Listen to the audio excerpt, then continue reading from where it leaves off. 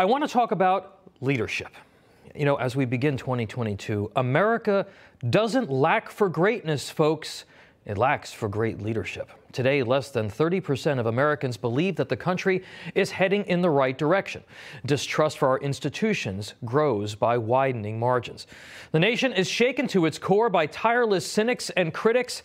The media and big tech feed us a steady diet of shock, fear, and reasons to panic.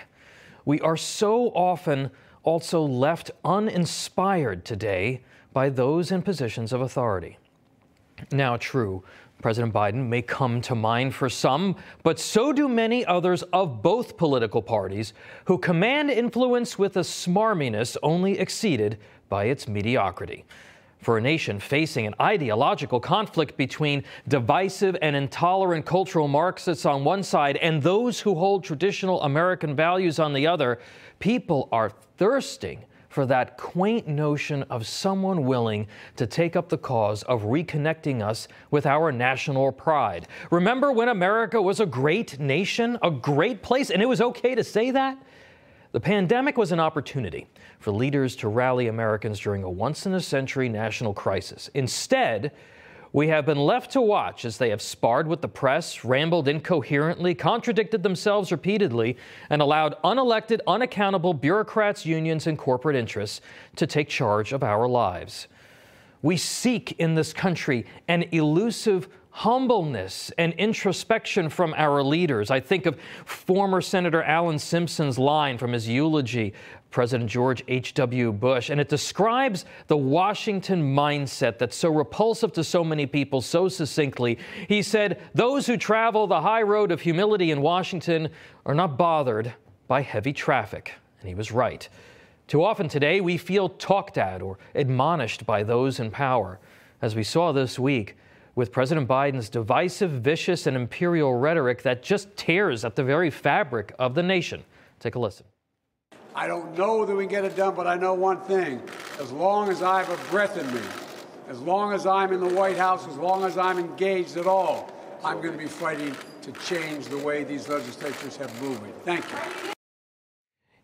Yelling into the microphone, the President of the United States in Georgia this week called anyone who doesn't agree with his partisan federal takeover of elections a traitor, a racist, and opposed to civil rights, even though everyone who wants to cast a legal vote in this country can today, and it is easier than at any other time in our history. On the other hand, Trump's often undisciplined bravado often pushes people past their comfort zone. There's a sense of entitlement and arrogance among our senior elected officials that's repulsive. It's exemplified by the stock trading scandals and all those new congressional millionaires. Our leaders need only look at the greatest among us, our military and our cops, our nurses, our doctors, our social workers, our nonprofit leaders, and our clergy. Most of those folks, they make their profound impact on this country and their communities without clamoring for the spotlight. We also seek in this crisis the lost art of compromise. You know, too many folks have conveniently forgotten Ronald Reagan's 80-20 rule. The idea that you can forge agreement while still being principled has curiously been thrown into the eternal flame of the Washington political dumpster fire.